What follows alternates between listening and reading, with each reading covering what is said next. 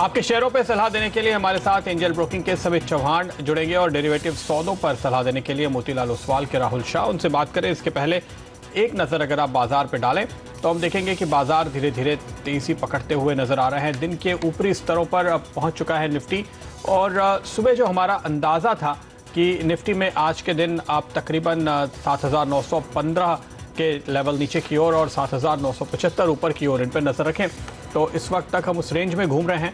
लोज उम्मीद के मुताबिक 7,916 पे बने हैं, हाईज अब तक के 965 के हमने बनाए हैं और उसके करीब ही हम चल रहे हैं। तो देखना होगा कि क्या हम अपनी ऊपरी हर्डल को भी छूने की कोशिश करते हैं, क्या उसको पार कर पाते हैं और ये तेजी और मजबूत होती है या नहीं। जी हाँ प्रदीप, और ऐसे में क्या रणनीति होनी चाहिए इस पर भी बात कर लेंगे। हमारे साथ है आज मोतीलाल ओसवाल के राहुल शाह और साथ ही एंजल ब्रोकिंग के समित चौहान। आप दोनों का ही स्वागत है और नए साल की हार्दिक शुभकामनाएं। पहला कॉल मैं आपसे लेना चाहूंगी, नई साल की शुरुआत समित क्या स्थिति दिख रही है? निफ्टी जो थोड़ा सा मोमेंटम अब पकड़ रहा है, क्या तेजी में उतर जाना चाहिए ट्रेडर्स को? फर्स्ट ऑफ ऑल हर्षिता, आप सभी को और व्यूअर्स को हैप्पी न्यू ईयर।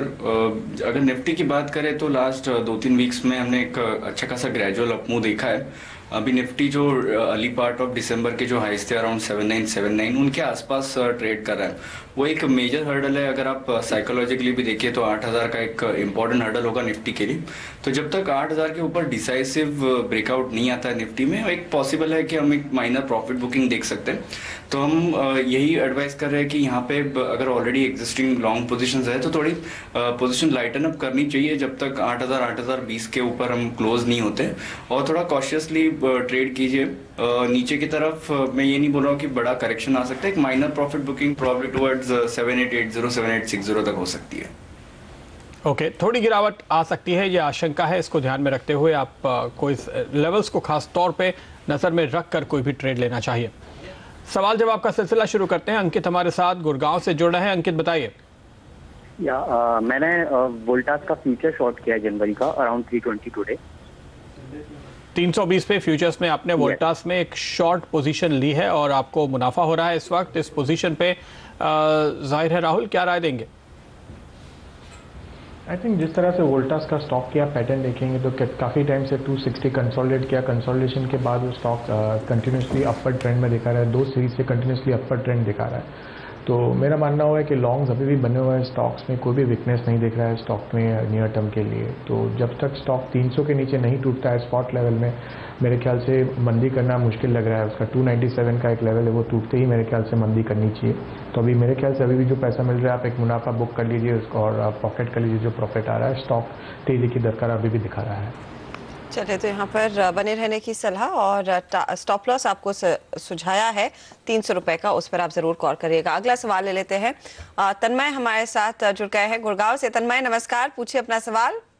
नमस्कार Rachita ji, very happy new year. Wish you the same sir. आपकी टीम को भी। मेरे पास में एक अदानी पोर्ट का फ्यूचर्स है 275 रुपए का। ओके। मैं इसको 2 बार रोल ओवर कर चुका हूं, तो मैं जानना चाह रहा था कि इससे प्रॉफिट में निकलने के लिए कितना टाइम वेट करना पड़ेगा, पहली चीज। और दूसरी चीज, मैं बजट को ध्यान में रखते हुए कुछ और फ्यूचर के लॉट खरीद सकता हूँ क्या?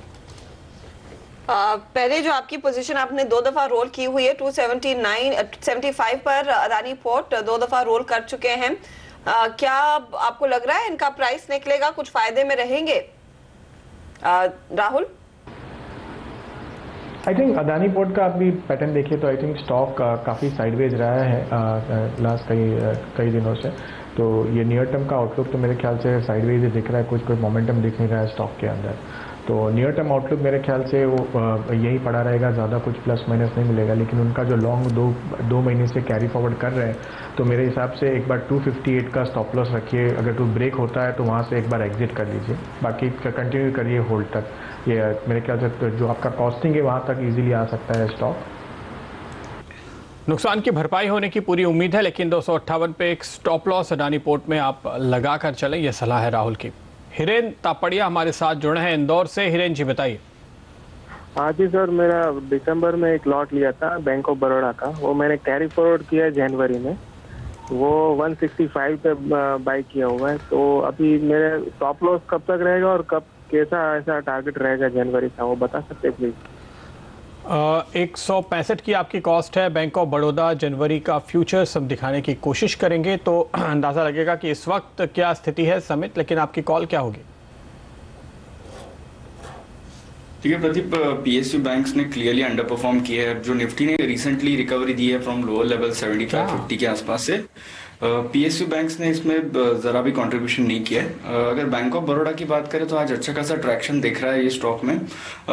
फ्यूचर की बात करें तो अगर 160-161 का इसको एक जैन फ्यूचर में एक रेजिस्टेंस है। जैसे ये लेवल पार होता है इनकी कॉस्ट तो पहले आएगी ऊपर की तरफ 168-169 के आसपास ये स्टॉक आ सकता है। वहां पे मेरे ख्याल से इनको प्रॉफिट बुक करना चाहिए और करंट लेवल पे उनको एक स्टॉप लॉस 154 का मान के ये होल्ड करना चाहिए। 154 का स्टॉप लॉस आप लगाइए और बने रहिए फिलहाल इस पोजीशन में। अगला सवाल ले लेते हैं रविंदर सरोगी का। रविंदर नमस्कार, पूछिए। नमस्कार, good afternoon madam. Good afternoon sir, बताइए। Happy new year to entire team the city man. आपको भी सर। 2015 जो रहा वो तो रहा, तो की मेहरबानी से मैं ये जानना चाहता था 2016 कैसा रहेगा। समित, आपका क्या अंदाजा है 2016 के लिए? क्या आपको लग रहा है बेहतर रिटर्न्स मिलते हुए दिखाई देंगे? निफ्टी पर कोई खास टारगेट जिस पर आपने नजर बनाई है?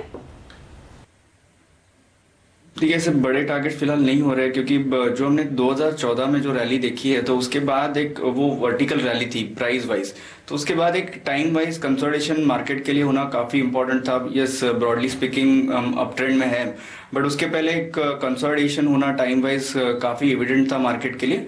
ये पूरा 2015 हमने कंसोलिडेशन में ही देखा है। 2016 में भी बेटर हो सकता है 2015 से, बट फर्स्ट 3 मंथ्स या 5 मंथ्स हम एक्सपेक्ट नहीं कर रहे कोई मेजर मूवमेंट इंडेक्स में हो।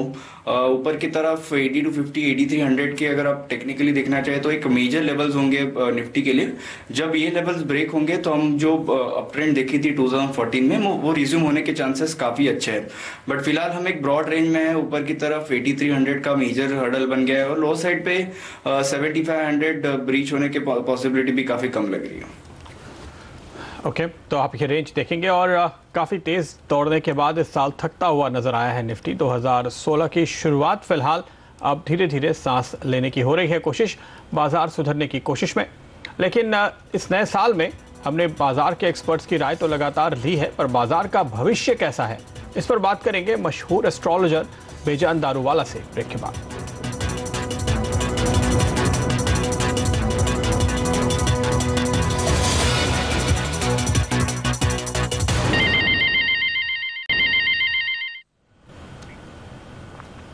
तो बाजार का भविष्य कैसा है इस नए साल में बात करेंगे मशहूर एस्ट्रोलॉजर बेजान दारूवाला से। बेजान, स्वागत है आपका और हैप्पी न्यू ईयर सबसे पहले आपको। श्री गणेशाय नमः। आपको सबको नया साल मुबारक हो। अच्छा, ये बताइए, बाजार के लिए 2015 का साल तो बहुत बुरा था बेजान, अब 2016 में क्या अच्छे रिटर्न मिलेंगे?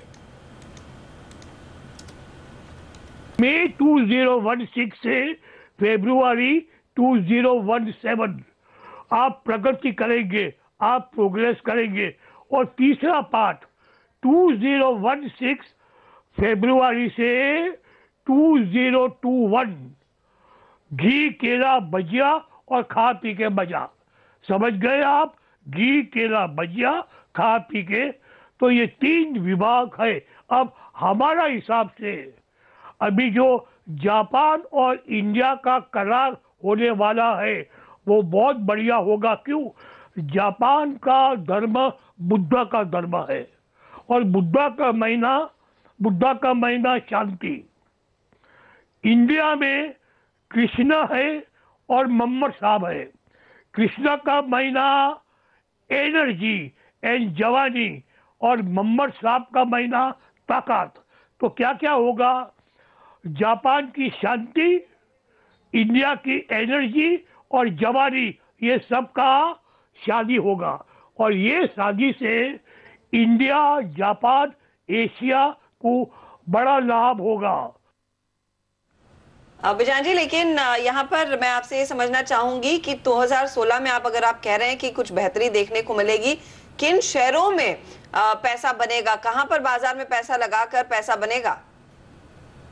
एक हाँ मैं बोलता हूँ बेटा, पहली बात है हमारे हिसाब से रिलायंस, हमको रिलायंस, आप मानो या ना मानो, रिलायंस जमता है, मोटर कंपनी जमती है, स्टील की कंपनी जमती है, टूरिज्म का जमता है, और स्त्री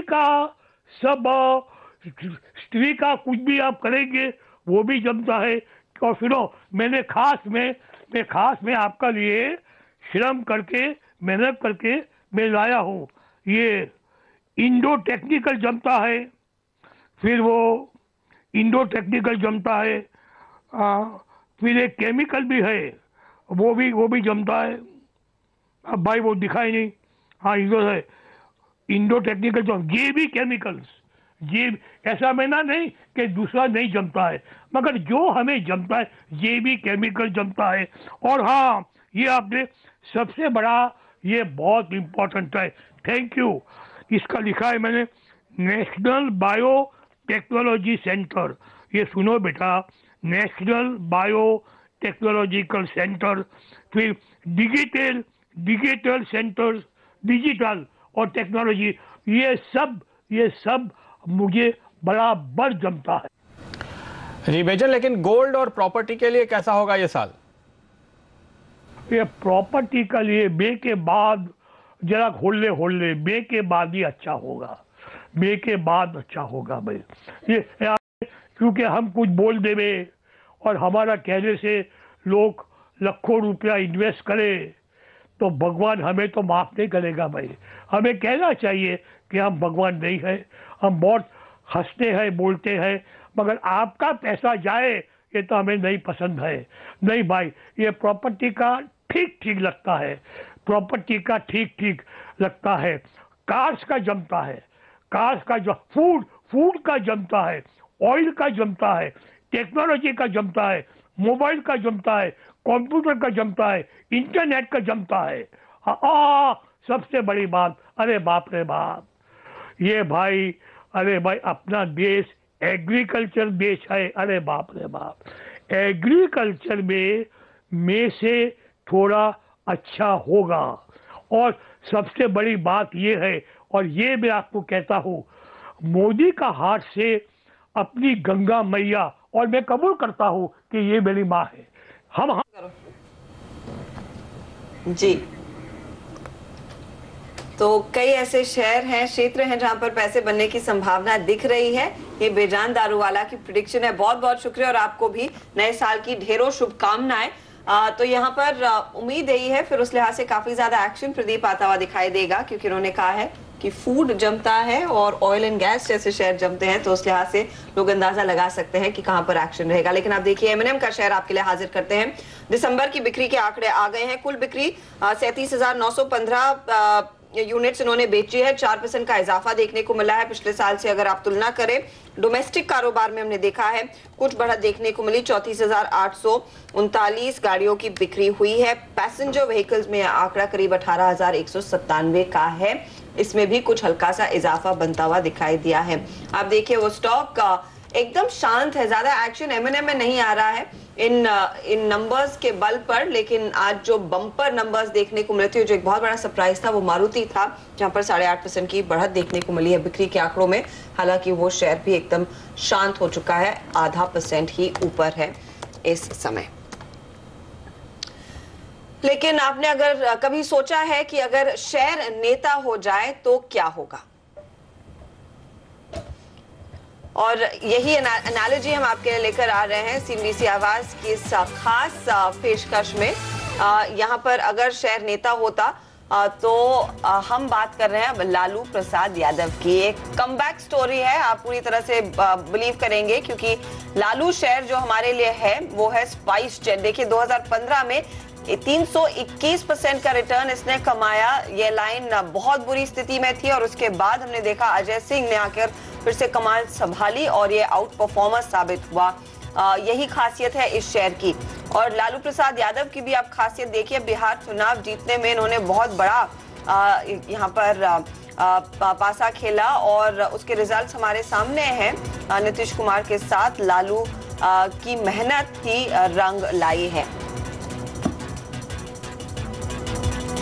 और किरण बेदी शेयर है एमटेक ऑटो और साथ ही कावेरी सीड्स, क्योंकि ये अंडर परफॉर्मर साबित रहे हैं। 2015 में आप देखिए दोनों की स्टॉक्स की धुलाई होती हुई 72% एमटेक ऑटो टूटा, कावेरी सीड में 57% की गिरावट देखने को मिली।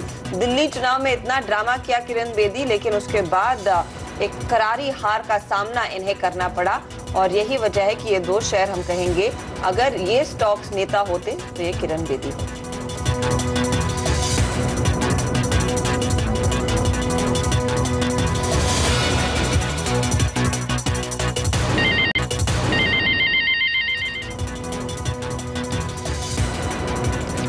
स्वागत है आपका एक बार फिर ट्रेडर्स हॉटलाइन में और कुछ और सवालों के जवाब लेंगे। अंकुर हमारे साथ जुड़ रहे हैं इस वक्त नागपुर से। अंकुर बताइए क्या है आपका सवाल?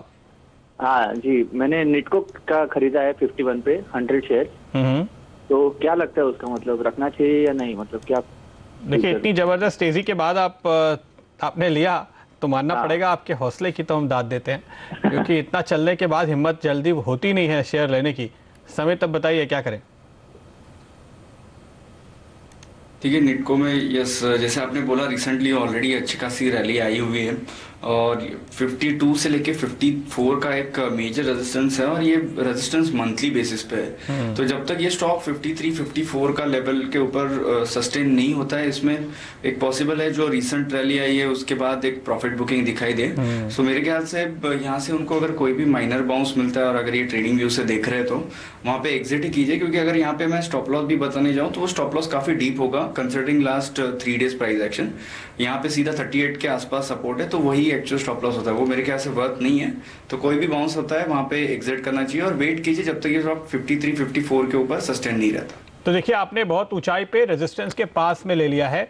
निर्मला सीतारामन वाणिज्य मंत्री, उन्होंने एक एक्सक्लूसिव इंटरव्यू में हमें बताया था कि टाइल कंपनीज के ऊपर भी एंटी डंपिंग ड्यूटी लगाई जा सकती है, यानी जो इंपोर्ट हो रहा है चाइना से टाइल्स उसको रोकने के लिए उसका फायदा निटको जैसे घरेलू प्लेयर्स को मिलेगा। इसलिए ये चला 2 दिन अच्छी तेजी के साथ। अब अगर खबर आ जाती है तो एक और आपको तेजी यहाँ से देखने को मिल सकती है और फिर आपका वो रेजिस्टेंस लेवल जो बता रहे हैं 53-54 के आसपास समित वो आता हुआ दिखेगा, तो आपको वहाँ पे एग्जिट मिलेगी। नहीं आया, अगर डिले हुआ, इस तरह के फैसले कई बार बहुत लंबा खींच जाते हैं, महीनों भी खींच सकते हैं, तो प्रेडिक्ट करना बड़ा मुश्किल है।